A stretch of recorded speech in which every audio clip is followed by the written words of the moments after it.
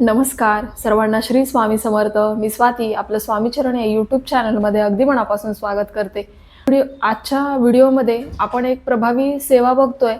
बघा, नोकरीनिमित्त बऱ्याच महिलांना घराबाहेर पडावं लागतं किंवा बऱ्याच महिलांचं घरातून काम असतं किंवा मग बरेच लोक डे नाईट शिफ्टमध्ये काम करणारे असतात. तर प्रत्येकालाच सेवा करणं शक्य होत नाही किंवा पूजापाठ करणं शक्य होत नाही. अशा व्यक्तींना कुठेतरी मनामध्ये खंत असते की अरे, आपल्याला सेवा करायची खूप इच्छा असते, पण आपल्याकडून त्या सेवा होत नाहीयेत. तर त्यासाठी मी एक अत्यंत प्रभावी सेवा आज घेऊन आली आहे, ते म्हणजे लिखित नामजप. तर लिखित नामजप कुणी करायचा, त्याचं काय महत्त्व आहे आणि लिखित नामजप का करावा, प्रत्येकाने लिखित नामजप करता येतो का, त्यासाठी कुठल्या नियमांचं पालन करायचं, याबद्दलची संपूर्ण माहिती मी आपल्याला या व्हिडिओमध्ये देणार आहे. बघा, कुठलीही सेवा करताना काही नियम असतात, काही वेळेचं बंधन असतं. त्या वेळेमध्येच आपल्याला त्या सेवा किंवा व्रतवैकल्य हे करता येतात. पण एकमेव ही सेवा आहे की ज्याला कुठल्याही वेळेचं काळेचं बंधन नाहीये. कुणीही व्यक्ती ही सेवा करू शकतं, कुठल्याही वेळेमध्ये करू शकतं. आणि लिखित नामजप ही अत्यंत प्रभावी सेवा आहे.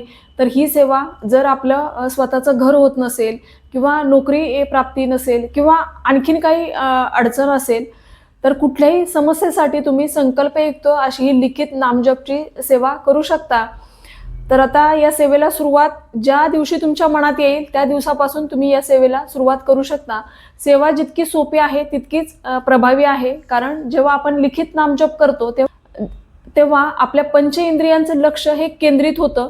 त्यामुळे लिखित नामजप ही सेवा खूप खूप प्रभावी आहे आणि प्रत्येकाने करा. जरी आपण इतर सेवा करत असाल तरी आपल्याला लिखित नामजप ही सेवा करायची आहे. कारण 15 एप्रिलला आपल्या स्वामी समर्थ महाराजांची पुण्यतिथी आहे. याचं औचित्य साधून आपल्याला हा लिखित नामजप सेवा ही सुरू करायची आहे. यासाठी फक्त आपल्याला एक वही आणि पेन लागणार आहे. आणि ही इतकी प्रभावी सेवा आहे आणि सर्वात सोपी सेवा आहे. ही एकमेव सेवा अशी आहे की ज्यासाठी कुठलेही नियम नाही आहेत. तर बघा, ही सेवा तुम्ही कधी सुरू करा.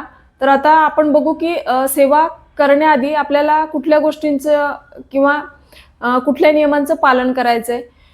तर ही सेवा आपण सामूहिक सुद्धा करू शकता.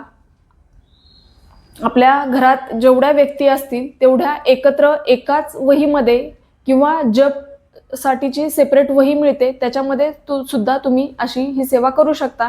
आता एक आपल्याला साधी नोटबुक असेल तरी त्याच्यामध्ये आपण ही सेवा करू. तर बघा, आपल्याला ज्या दिवशी आपल्या मनात येईल त्या दिवसापासून आपल्याला सेवा सुरू करायची. पण आता जर तुमची काही समस्या असेल आणि समस्येतून मार्ग मिळावा यासाठी जर तुम्ही ही सेवा करताय, तर आपण ज्या दिवशी सेवेला बसणार त्या दिवशी आपण फक्त संकल्प करावा की मी अमुक अमुक लिखित नामजप पूर्ण करेल. मग जेवढे तुम्हाला शक्य होणार आहेत ते तुम्ही संकल्पामध्ये बोलून दाखवायचंय. त्याच्यापेक्षा जास्त तुम्ही सेवा करू शकता, पण जेवढी आपण संकल्पामध्ये बोलली तेवढी सेवा ही आपल्याला करणं क्रमप्राप्त असतं. म्हणजे आपल्याला आपण जर संकल्प केला तर तो आपल्याला पूर्ण करायचा असतो आणि मग आपण सेवेला सुरुवात करावी. आणि आपल्याला संकल्प न घेता जर सेवा करायची तर तसंही तुम्ही करू शकता. तर आता सेवा करताना आपल्याला एक वही लागणार आहे आणि एक पेन लागणार आहे. तर बघा, अशी एक साधी वही तुम्ही घेऊन यायची आणि पेन आपल्याला लागतो. तर आता लिखित नामजप करताना आपण फक्त काळ्या पेनचा वापर करायचा नाहीये. मग लाल, हिरवा, निळा कुठल्याही पेनचा तुम्ही वापर करू शकता. फक्त लिहिताना जी शाई असते ती काळी नसावी, दुसरी कुठलीही चालेल. आता आपण इथं मी बघा या सेवेला सुरुवात केली आहे आणि लिखित नामजप करताना आपण अशा पद्धतीने करायचे. आता इथे मी 4 कॉलम केलेत एका पेजवर आणि तुम्ही मध्ये लाईन मारली तरी चालेल. आता जर अशी मोठी नोटबुक असेल तर त्याच्यामध्ये एका लाईनमध्ये 4 वेळा आपण श्री स्वामी समर्थ, श्री स्वामी समर्थ असं लिहू शकतो. माझ्या घरामध्ये आम्ही 4 जण आहोत, तर मी 4 कॉलम केलेत आणि प्रत्येकाने एक एक कॉलम पूर्ण करायचा. आता ज्याला जेवढं शक्य होईल तेवढं ते नामजप करू शकतात. आता प्रत्येकासाठी असा एक कॉलम आहे आणि यामध्ये मुलांना सुद्धा आवर्जून या सेवेमध्ये घ्या. कारण इतर सेवा जरी मुलांकडून होत नसल्या तरी ही लिखित नामजप सेवा जी मुलं स्कूलला जातात त्यांच्याकडून तुम्ही आवर्जून करून घ्या. आणि जर अशी आपण एकत्र सेवा केली तर सामूहिक सेवा होते ही आणि खूप जास्त प्रमाणात ही सेवा होते. आता मुलांकडून करून घेताना मुलांकडून ही सेवा का करून घ्यायची, तर बघा मुलांचा ओरा हा खूप सेन्सिटिव्ह असतो आणि आपल्या मुलांच्या भोवती एक सुरक्षा कवच तयार व्हावं यासाठी ही लिखित नामजपची सेवा मुलांकडून करून घ्या. आता बऱ्याच वेळेला मुलं खेळताना किंवा अचानक चालताना पडतात आणि खूप जोरात लागतं किंवा मग काही कारण नसताना मुलं सहज पडतात आणि फ्रॅक्चर वगैरे होतं. तर अशा गोष्टी घडू नयेत मुलांबाबत. त्यांना एक सुरक्षा कवच मिळावं यासाठी आपल्याला अशी ही लिखित नामजप सेवा मुलांकडून करून घ्यायची आहे. मुलं जर शाळेत जाणारे असतील तर ती अगदी सहज करतील आणि जेवढे मुलांना शक्य आहे ते त्यांच्या आवडीप्रमाणे त्यांना करू द्यात. कुठलीही जबरदस्ती करायची गरज नाहीये आणि जर आपण एकत्र केली तर मुलांना पण ओढ लागते. जर आपण जास्त लिहिलं, जास्त वेळा नामजप केला, तर मग मुलांनाही कुठेतरी वाटतं की चला आपण पण करूया. त्यामुळे असं एकत्रित केलं तर मुलांकडून पण तुम्ही असं जर एकत्रित आपण ही सेवा केली तर मग मुलंही ही सेवा करतात आणि त्यांच्या इच्छेप्रमाणे जेवढे करतील तेवढे करू द्या. पण मुलांकडून सुद्धा ही लिखित नामजपची सेवा करून घ्या. आपण सामूहिक घरात जेवढ्या व्यक्ती असतील त्या प्रत्येकाला याच्यामध्ये सहभागी होऊ द्या आणि प्रत्येकाकडून थोडी थोडी सेवा होऊ द्यात. आता जेव्हा ही एकमेव ही अशी सेवा आहे की जी आपण मासिक धर्म, सुतक या कालावधीमध्ये सुद्धा करू शकतो. बघा इतर सेवा या आपल्याला वेळेचं बंधन असतं. मासिक धर्म, सुतक असेल तर आपल्याला त्या सेवा करता येत नाही. पण एकमेव ही लिखित नामजपची सेवा आहे जी तुम्हाला मासिक धर्म, सुतक असेल तरीही तुम्ही करू शकता. तुम्हाला कुठे प्रवासात जावं लागतं वारंवार कामासाठी, तरी प्रवासामध्ये सुद्धा तुम्ही ही सेवा करू शकता. तुम्ही दुसऱ्याच्या घरी सुद्धा ही सेवा करू शकता. म्हणजे आता क्रिसमसच्या सुट्ट्या आहेत आणि त्या सुट्ट्यांमध्ये जर आपल्याला कुठं बाहेरगावी जायचं असेल तर ही वही आपल्याला सोबत घेऊन जायचंय आणि आपण तिथे सुद्धा ही सेवा करू शकतो. म्हणजे दुसऱ्याच्या घरी सुद्धा ही सेवा आपल्याला करता येते. यासाठी कुठलंही बंधन नाहीये. त्यामुळे प्रत्येकाने ही सेवा करा आणि आपल्याला 15 एप्रिलपर्यंत 12 लाख नामजप करायचा आहे. पण आपल्याला तेवढं जरी करणं शक्य नसेल तरी आपल्या यथाशक्ती आपल्याला जेवढा होईल तेवढा आपल्याला करण्याचा प्रयत्न करायचा आहे. ही सेवा केली, ही एक नोटबुक आपली पूर्ण झाली लिहून की तुम्ही दुसरी आणू शकता. आता या नोटबुकचं करायचं काय हा सर्वात महत्त्वाचा प्रश्न आहे. तर जेव्हा आपण याच्यामध्ये नामजप लिहितो आणि लिहून पूर्ण झाल्यावर आपल्याला एकतर ही आपल्या जवळच्या स्वामी समर्थ केंद्रामध्ये तुम्ही ही देऊ शकता किंवा मग ही तुम्ही तुमच्या देवाऱ्यामध्ये सुद्धा ठेवू शकता. जिथे तुम्ही ग्रंथ ठेवता तुमचे तिथे ही ठेवली तरी चालेल.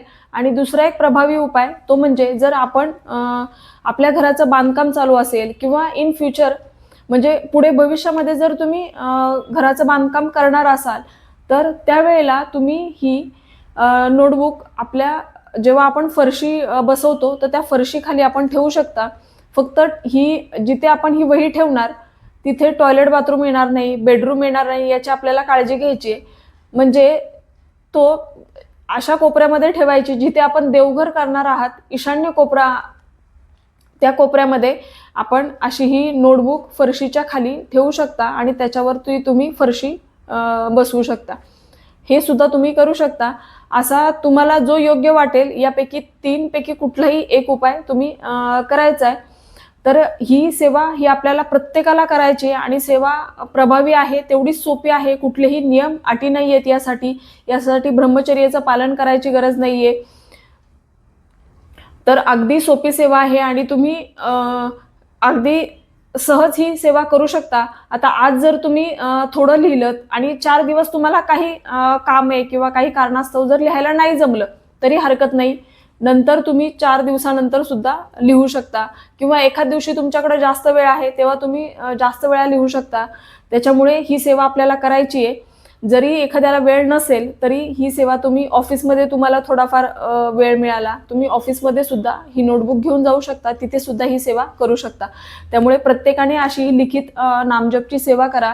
ही खूप प्रभावी सेवा आहे. अत्यंत प्रभावी सेवा लिखित नामजपची ही आपल्याला सुरू करायची आहे. आता ज्या दिवशी तुम्ही हा व्हिडिओ बघाल त्या दिवशी तुम्हाला नोटबुक आणि पेन घेऊन यायचे आणि ही सेवा करायची आहे.